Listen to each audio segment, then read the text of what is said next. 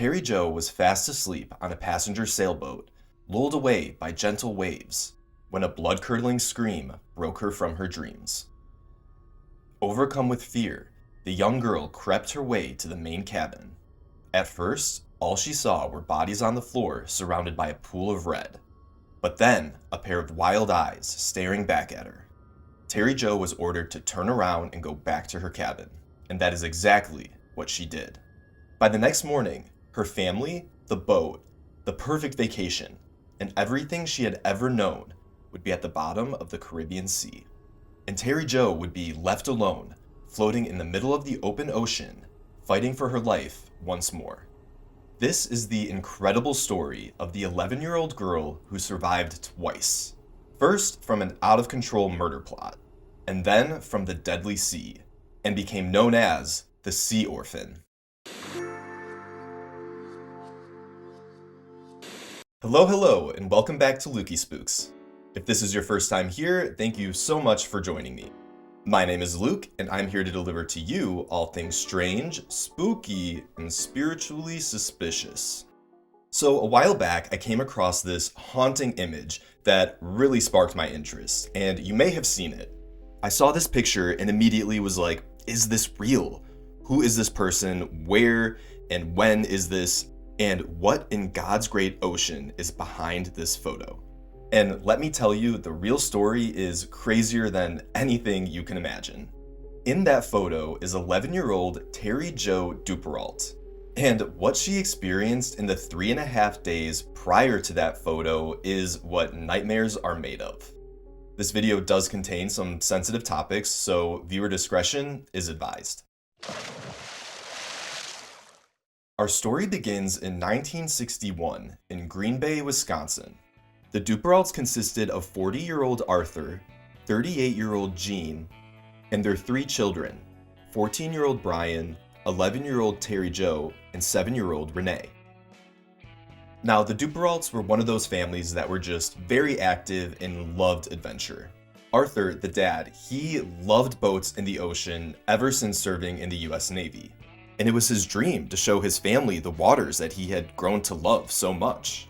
Over the years, he and his wife saved a nice little nest egg to make their dreams a reality, to be able to take time off to properly explore the ocean as a family affair.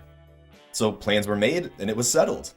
The Duperraults set off to Fort Lauderdale in November of 1961 for a week-long sailing excursion from the Florida Keys to the Bahamas. At the Bahia Mar Marina, Arthur discovered the Bluebelle, a 60-foot ketch, or a type of 2-masted sailboat, which was the perfect size for him and his family. The boat's owner, Harold Pegg, agreed to allow the Duperraults to charter the Bluebelle for the week. And this is where Julian Harvey comes in. 44-year-old Harvey was a decorated war veteran and a well-known yachtsman in the area. Charming and charismatic, Arthur entrusted the experienced Captain Harvey to skipper the vessel safely across the Caribbean, while the Duperraults fully immersed themselves in the voyage. Along with the 5 Duperraults and Captain Harvey, 34-year-old Mary Dean Harvey, the very new wife of Julian Harvey, would be responsible for cooking during the trip. With adventure in sight, the Duperraults boarded the Bluebelle on Wednesday, November 8th, 1961. And over the next few days, the family's expedition was basically exactly what you'd think, and exactly what the family was hoping for. They stopped at small, uninhabited islands, but also beautiful ports like Bimini. They snorkeled, spearfished, explored, interacted with wildlife, and ate fresh seafood with the locals while surrounded by crystal clear blue waters. Brian, the oldest, even brought a rifle with the intention of hopefully being able to hunt sharks. It was a different time. And overall, it appeared that the relationship between the Harveys and the Duperraults was an amicable one. Mary Dean allegedly wrote a letter to her mother during the voyage, mentioning that the Duperraults were lovely people and their children were well behaved. So that seems great. But full disclosure, there is more to this letter, but we'll get to that later. On Sunday, November 11th, the Duperraults would spend the day enjoying Sandy Point, a small settlement in southwest Abaco, and the family's last port of call. Reflecting on his time, Arthur was quoted saying, "This has been a once-in-a-lifetime vacation, and his family would absolutely be back before Christmas." This trip had been an utter success.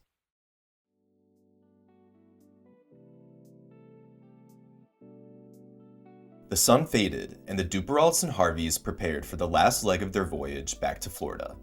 The sound of silverware clinking against dinner plates and chatter filled the cabin of the Bluebelle, as the Duperraults recounted their favorite parts of their adventure, all while enjoying a delicious gourmet dinner of chicken cacciatore and salad prepared by Mary Dean. And I really didn't want to mention the chicken cacciatore, but it always gets brought up with this story, and I couldn't help myself. So, chicken cacciatore, everyone. This is what it looks like. This is what they ate. But I get it, because this was basically the last normal experience of the entire trip. At least from the memory of the only person left to tell the story. And it would seem like a very nice, friendly evening, and everyone was fine. At around 9 o'clock, Terry Jo, the middle child, found herself getting a little drowsy, tuckered out from the week of excitement now behind her. She left her loving parents and sun-kissed siblings, as well as the Harveys, who had done so well to take care of her and her family, as she went down into the sleeping quarters of the cabin below. Terry Jo tucked herself into bed and let the gentle roll of the waves lull her off into a deep sleep. In the early afternoon of the next day, so Monday, November 13th, the crew of an oil tanker named the Gulf Lion noticed a white object floating in the distance of the Northwest Providence Channel near the Bahamas. It was a dinghy, and they could see that it was carrying a man. The crew also noticed a black rubber raft attached to the dinghy with something inside of it, but they couldn't tell what. After about 30 minutes, the Gulf Lion was close enough to actually be able to rescue this man. He looked to be in his 40s. Tall, with sun-bleached hair. He stammered out, quote, "My name is Julian Harvey. I am master of the Bluebelle. I have a dead baby on this dinghy." In the rubber raft was 7-year-old Renee Duperrault's lifeless body, stiff and blue. Harvey and Renee's body were hoisted on board, and the crew provided the very dazed and confused skipper with some food and water. And they treated Harvey for minor shock until he was lucid enough to be able to recount the story of what had happened the night before. According to Harvey, just before midnight the previous night, a terrible gust of wind, known as a squall, suddenly broke the main mast of the ketch in two. The upper portion of the broken mast fell down onto the deck of the Bluebelle, injuring Mary Dean and Arthur as well as puncturing the deck and hull. When the first mast fell, it took the other mast down with it, which in turn crushed the cockpit just above the engine room of the ketch. And most of the passengers were in the cockpit at the time, including the Duperrault children who were napping. And according to Harvey, he was cut off from his wife and the Duperraults because of where the masts had fallen, and there was too much debris and rigging in the way to get to them. By the time he returned with cable cutters, a vicious fire had broken out in the cockpit, because apparently when the second mast fell, it ruptured fuel lines in the engine room below, causing the cockpit to become engulfed in flames. So what could Harvey do? He thought maybe he'd be able to get to them by way of the water. So Harvey released the dinghy on the side of the Bluebelle, but it was clear. The flames had just grown too big and there was no way he'd be able to rescue his wife or the Duperraults. From the dinghy, Harvey watched the Bluebelle sink below the waves and waited. But while doing so, something floated by him. It was the body of young Renee. She was wearing a life jacket, and despite Harvey's effort to resuscitate her, she was already gone. He kept her body by his side on board the dinghy and drifted away from the scene of the tragedy. Back on board the Gulf Lion, the crew was shocked to hear how these events had unfolded. The captain immediately notified the U.S. Coast Guard about what happened, and then subsequently launched a rescue effort by dispatching 2 rescue planes and 2 Coast Guard cutters, as well as messaging any ships in the area. Harvey was traumatized, yet miraculously uninjured, so the Gulf Lion changed course to drop him off in Nassau, Bahamas, and the next day he would fly back to Miami. 2 days later, on Thursday, November 16th, Julian Harvey would meet with Harold Pegg, the owner of the Bluebelle, along with Pegg's attorney, as well as investigating Officer Lieutenant Ernest Murdoch of the U.S. Coast Guard for an informal hearing.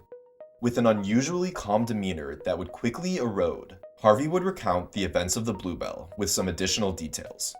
As Harvey told the story, the words seemed harder and harder for him to get out. His stammer worsened. Those present during the hearing noted that Harvey's stress was palpable, and that parts of his story just didn't seem to add up. When asked why he didn't radio for help, Harvey's response was that he just knew it wouldn't work because when the main mast fell, he saw it take out the radio antenna. And then when asked why he didn't use the emergency flares, his response was that he was just too distracted and the flares were buried too deep in the kit to reach. So despite the doubts and suspicion that Harvey's behavior and story raised, his story was pretty watertight, for lack of a better way to say it. And there was really no way to disprove his testimony. Before turning the investigation over to the boat's owner, Harold Pegg, Harvey was thanked for his time and informed that he was free to leave. Relieved and exhausted, Harvey started to excuse himself when the door flew open. A Coast Guard captain rushed in with urgent news. Another survivor from the Bluebelle had been found. Harvey first appeared shocked and then unsettled, before exclaiming, quote, "Isn't that wonderful?" And shortly after, Murdoch announced that an official investigation would begin. So Harvey stood up and walked towards a nearby window where he just stared out and then looked down. And after a long moment, he finally turned, smiled, and left. That same morning of November 16th, but miles and miles away, Second Officer Nikolaos Spakadakis of the Greek freighter called Captain Theo was gazing out into the choppy waters of the Northwest Providence Channel near the Bahamas. Nikolaos, a true sailor, was familiar with the way whitecaps would froth up on the waves and naturally disappear. But in the distance, there was one whitecap that didn't seem to disappear like the rest. In fact, this was no natural occurrence at all. It was a white flotation device, and there was someone on top of it. Nikolaos urgently called the captain, Stylianos Koutsadantis, to come and take a look. The object was about a mile away, and as they got closer, they could see that it was a small, white, 2-foot by 5-foot cork float with webbing in the middle, and struggling to stay atop what was left of that raft was a young girl. The child was sitting up and reclining slightly, looking stiff and uncomfortable. Her legs were dangling over the side into the water. Her hair was bleached from the sun. She was wearing a white blouse and pink capris. She raised her hand and weakly waved to the crew on board.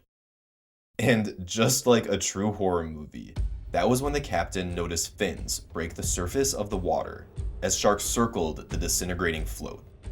For real, for real. Snapped out of their stupor from the sudden appearance of this sea waif and shark fins, the crew of the Captain Theo scrambled to get this child on board, and they did so successfully. Gaunt, malnourished, sunburned, incoherent, and barely able to speak. That was the best way to describe the state of this child. She was severely dehydrated and obviously in shock. The crew gave her water and orange juice as caked-on salt was gently sponged from her body. Vaseline was applied to her dry and cracking lips. The crew of the Captain Theo could only imagine what this child had gone through until she would have enough strength to speak. If ever. Finally, the girl hoarsely croaked the word Bluebelle, followed by her name, Terry Jo Duperrault. Using whatever strength she had left, Terry Jo was able to communicate that she was a passenger on board the Bluebelle, which had sunk, and she had lost her entire family.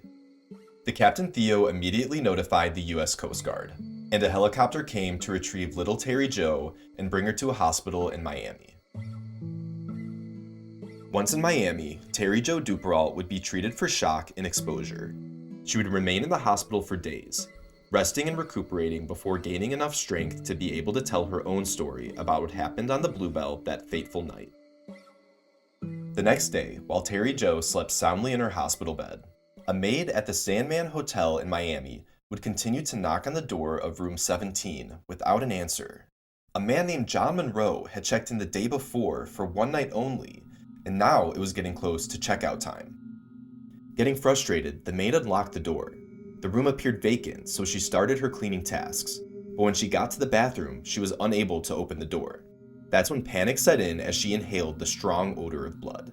So the police were called to the scene, who were able to force the door open when they saw a man lying on the floor covered in blood. And the police officer had previously worked at the Miami harbor and he recognized the face of that man. It was Captain Julian Harvey.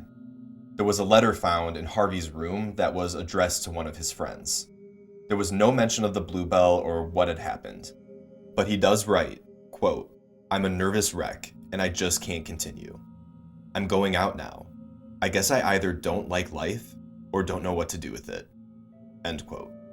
Julian Harvey made sure that his self-expiration would be final, as his body was described as, quote, mutilated.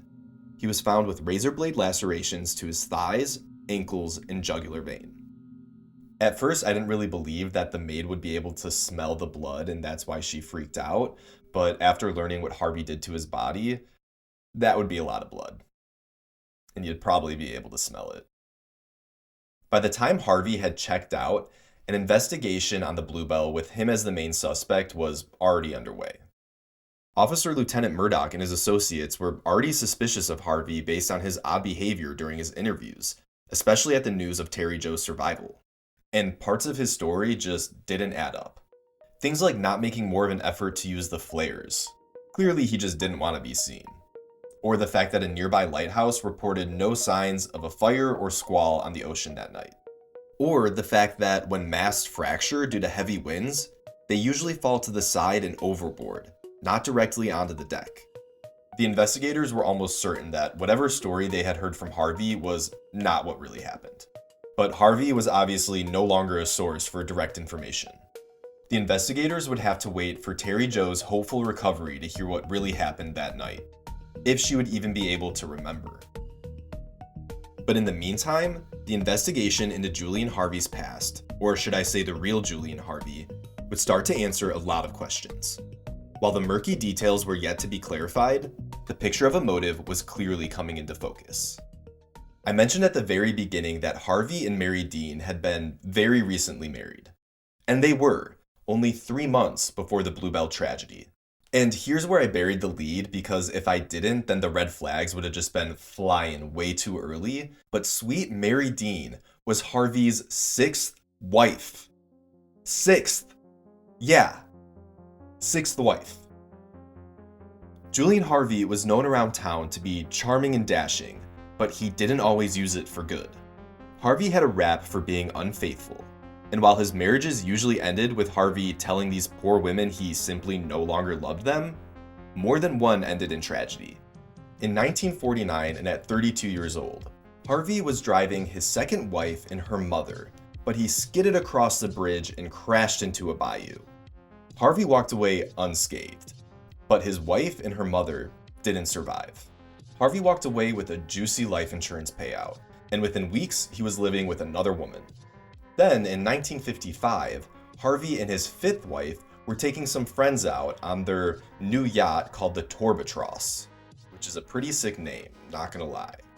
But Harvey ended up sinking the Torbatros because he navigated too close to a submerged battleship. Boom, another huge insurance payout. Then, no joke, Harvey took this money to buy a new boat called the Valiant, which caught fire twice, because whatever scheme he tried the first time obviously didn't work, and then got another huge insurance payout. And these weren't small payouts. Harvey was cashing in big time on these accidents.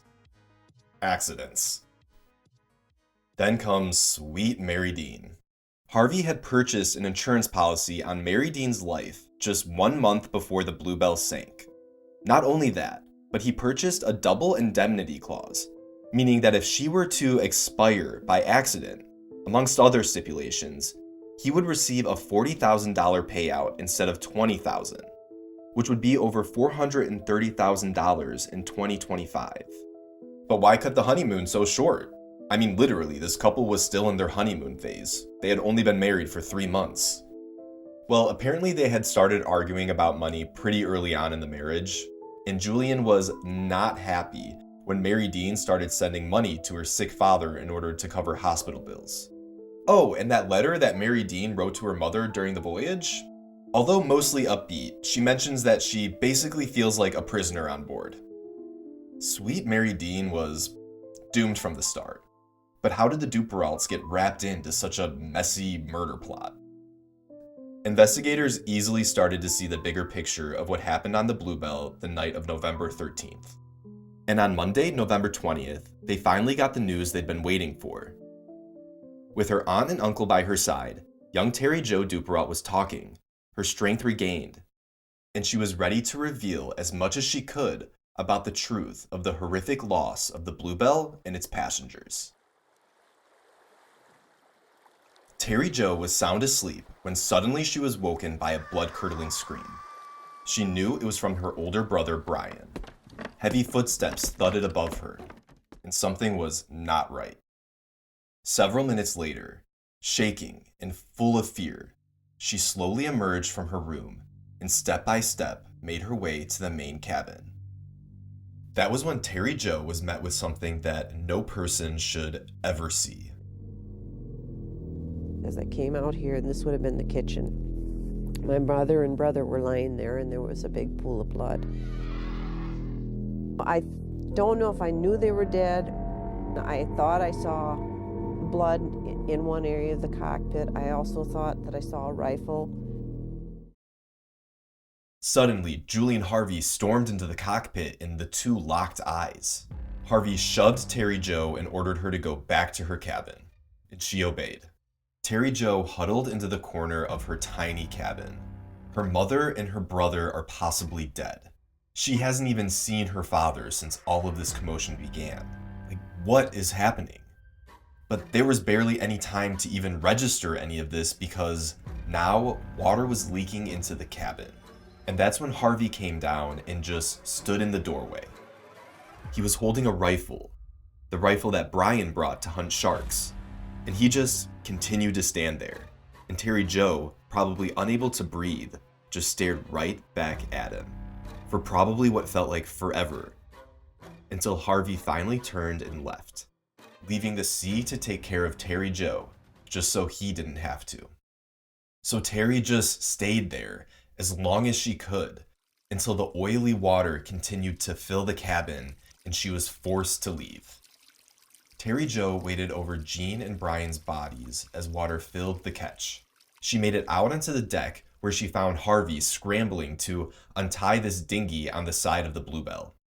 And Terry Jo asked him, "Is the Bluebelle sinking?" And he confirmed the worst. Also, calm waters and no sign of a squall in sight. Both masts were intact and there was no sign of a fire. To this day, Terry Jo remains adamant about what she remembers from that night. Just an FYI.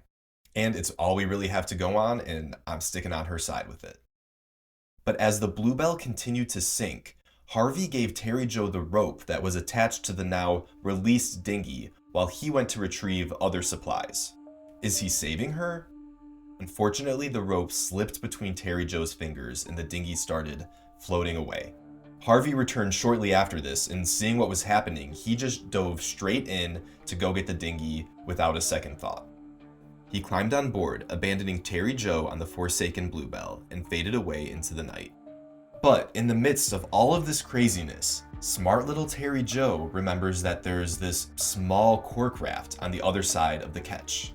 So she runs over to release it just as it's getting pulled under with the Bluebelle. Terry Jo resurfaced, latching onto the tiny raft, and as quietly as she can, she climbs on top of it, silently drifting into the black night. This is what she recounts.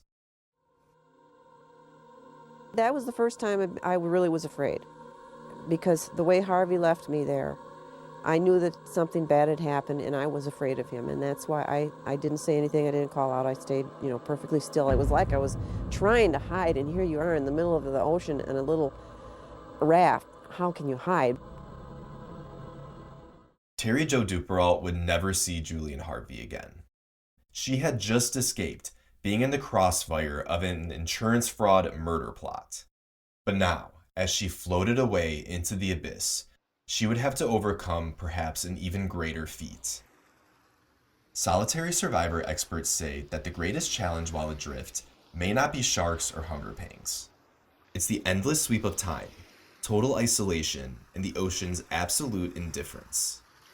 For the next 82 to 84 hours, Terry Jo would be without food, water, shelter, or any form of protection. She would be completely isolated, completely exposed, and followed by sharks. Fear, panic, shock, delirium, hallucinations, everything you can imagine, stranded on the ocean for 3.5 days. Oh, and on literally like the smallest flotation device you can imagine.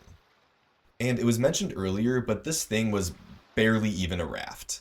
It was more like a larger and more glorified version of a lifesaver. It was 2 feet by 5 feet with a net in the middle of it.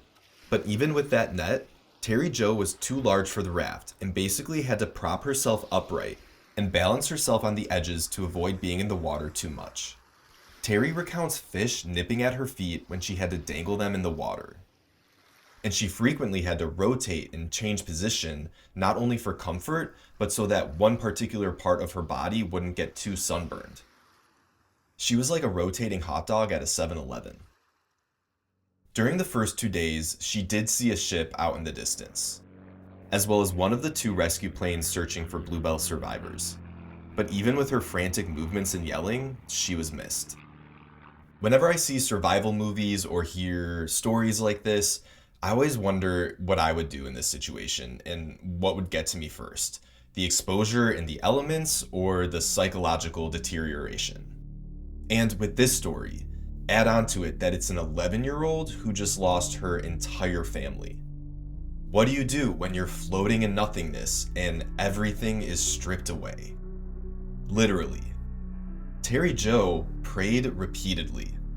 Talking with God was her way of taking herself out of her circumstances and staying in a mindset of hope in the moments of fear and despair. She just focused on staying on the float and surviving 1 more hour. Stay on the float 1 more hour. On the 2nd day, a pod of whales surfaced near Terry Jo and swam alongside her for a time, which gave her comfort. Terry Jo would find these moments of peace as she engaged with fish, birds, and jellyfish around her. Creatures that seemed to encourage her to keep going. To stay on the float 1 more hour. By the 3rd day, Terry Jo's hallucinations had become more and more frequent, and she became oblivious to her surroundings. By the 4th day, she was in a near comatose state. Terry Jo was a ghost floating on top of the waves until the Captain Theo finally came into focus. Terry Jo would give her statement to investigators. In this case, really wasn't that hard to crack. Her story was vastly different from Harvey's and aligned much more with what witnesses saw and what expert testimony would reveal. The conclusions would be that Harvey allegedly plotted to expire his wife Mary Dean at sea and dispose of her body, likely by stabbing her. And Rder Duperrault either witnessed some or all of this. So Harvey then had to take care of Arthur, and then something similar likely happened when Jean and Brian became witnesses to the chaos. Then he sunk the Bluebelle, hoping Terry Jo and all the evidence would go down with it. As far as Renee, her official cause of death was drowning, but it's uncertain if she was unconscious beforehand, because remember, she was wearing a life jacket. And I think all of this is why Julian Harvey's behavior was so strange during the entire ordeal and also while he was giving his testimony. And what I'm about to say is all my own opinion. But he was probably so confident that his plan would remain isolated to Mary Dean. He'd been so successful with this type of thing before. But when his plan fell apart, he panicked. I don't think he ever intended to take out a whole family. Maybe that was a line he never wanted to cross. And I think Harvey was riddled with guilt from the start. He clearly wasn't sure what to do with Terry Jo, but he let himself believe that she would sink with the Bluebelle. And that would be one less pair of eyes from which he had to watch the life drain. In the end, Harvey's guilt, cowardice, and pride won at the Sandman Hotel, leaving us still with a lot of questions about his motives and who he really was. Things like the salvaging of Renee's body. Was that a result of his guilt? It was the least he could do? Or was it solely a pawn to try and prove his story? We also had the letter that was found after his death. He clearly couldn't keep up the facade anymore. But was that only because he now knew there was a survivor that would discredit everything he had just testified? And what if Terry Jo had never let go of the rope? I always think about that. We'll just never know. But honestly, I'm sick of talking about Harvey, because this story isn't about him. This tale is so much more than your run-of-the-mill, murder to collect life insurance, true crime thriller. It's a miracle wrapped in an epic of pure survival. Investigators and experts, along with Terry Jo herself, have discussed factors that helped her to survive more than 80 hours on the open ocean. First, the mild weather. Then, it was likely that sharks never got too close to her because of an oil slick from the Bluebelle that enveloped the cork raft. She was also very outdoorsy and liked to play survival games at home. Metal. Also, Terry Jo was just smart. She remembered the cork raft as the Bluebelle was plunging. She knew she couldn't drink seawater no matter how thirsty she got. She remembered her dad saying they were sailing near shipping lanes, which gave her something concrete to hope for. And she engaged with her environment and learned to depend on the water instead of fearing it. Finally, mentally anchoring herself in prayer and hope and taking it one moment at a time. So Terry Jo returned to Wisconsin to live with her aunt and uncle, to begin her journey of healing that would last for decades. At only 12 years old, Terry Jo changed the spelling of her name from Terry to Tre because she didn't want to be identified by her experience. Terry Jo refused to be seen with pity. She refused to be seen as a victim. At a time when seeking mental health guidance wasn't really encouraged, and with just trying to move on from that horrific night and the loss of her family, Terry Jo found herself unable to talk about her experience for over 20 years, even after getting married and growing a large and loving family of her own. I love my aunt and uncle dearly, and to this day, they're my parents. I didn't believe my father was dead because I had not seen him. I would just pick up and leave on a whim, looking for my dad. I was always searching. I did that for many, many years until I was about 35, then I accepted it finally. But eventually, she started opening up about her experience. She even co-authored a book with solitary survival expert Richard Logan called Alone, Orphaned at Sea, where Terry Jo goes into detail about what happened on the Bluebelle and her life thereafter. And I really can't get over this. In an interview, Terry Jo stated, quote, "Julian Harvey abandoned me, thinking the ocean would swallow me. But instead, it created a bond between me and water." Terry Jo would go on to work in water conservation to protect the waters that had protected her as a child. This is the goal. Something that should have utterly destroyed this little girl was used for good. But she had to decide to follow that. And this is Terry's message. It took me 50 years to gain the strength to give other people hope with my story. If just one person goes on to heal from a life tragedy, my journey will have been worth it. It took me so long, but I want people to understand that there is no timeline with healing. It is never too late. Man. So that, my sailing companions, is the incredible and miraculous story of Terry Jo Duperrault. I always thought this was a crazy story, but as I learned more about the character of Terry Jo as both an 11-year-old and as an adult, it just got more and more inspiring and personal. And my main takeaways from Terry Jo's story are this. When life happens, there are two broad options. And I know there are nuances to this, but hear me out. Option one is taking the victimhood route and everything that comes along with it. Option two is surrendering what we can't control and learning how to use our experiences for good. Not saying that's an easy decision by any means. And I know there are nuances to this, but hear me out. The other takeaway is this. I kind of brought it up before, and it's hard to think about, but it's real because it does happen, even though we hope it never does. But what do you do when everything is taken away from you? Your family, your safety, your health, your sense of self. When there's no one left to depend on. There's maybe a lot of answers to this. But when I look at Terry Jo's story and what the experts say, mentally anchoring herself in prayer and hope, focusing on just the moment ahead, and not only accepting, but engaging with her surroundings instead of fighting them. All of those things directly impacted her survival. And I'm so sorry for Terry Jo's loss, but I'm so glad that this story has a survivor, and she absolutely crushed the plot. And prayer may not be for everybody. I want to be sensitive to that. But regardless of what life throws our way, I encourage us to be like 11-year-old Terry Jo, to just stay on the float for one more hour. You know what you gotta do? I don't want to know what you gotta do. Just keep swimming, just keep swimming, just keep swimming, swimming, swimming. What do? We swim, swim. Dorino singing. Alright gang, thank you so much for hanging with me tonight, especially if you watched this whole video. I'd love to hear what you think about it all, so please comment below. Like, straight up, do you think you could survive this? Like, what do you, you think you could do this? Have you had to survive? Gosh, I hope not.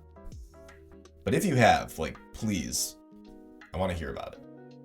Also, if you like what we're doing over here at Lukey Spooks, and by we, I mean me and my cat Sheba, then maybe go ahead and subscribe so you can stay updated on new videos.